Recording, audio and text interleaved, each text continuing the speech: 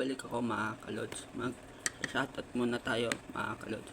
Shoutout pala sa lahat ng dyan nagtatrabaho sa sa Marikina mga kalods, pati sa pala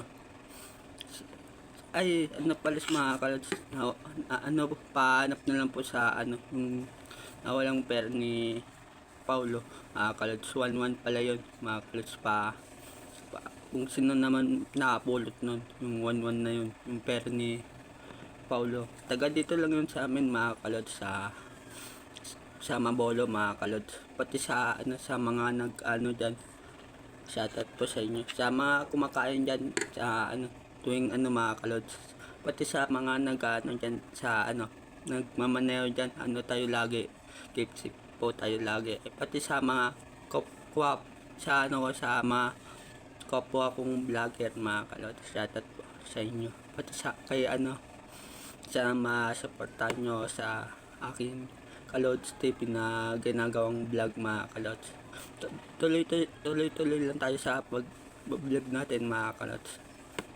Pati sa mga nagtatrabaho dyan sa buong mga kalods, shoutout po sa inyo. Pati shoutout pala kay Tito dan sa Kalumpang. Shoutout sa mga dyan, sa mga sa mga tatrabaho lagi mga kalods. Ingat po tayo sa pagtatrabaho lagi mga kalods. Importante yung pag-iingat natin mga kalods. Pati sa mga dyan sa shoutout na dyan kay King Inko, shoutout sa iyo. Pati kay kay Beleng, pati kay kay Buya, ayun, shoutout na din.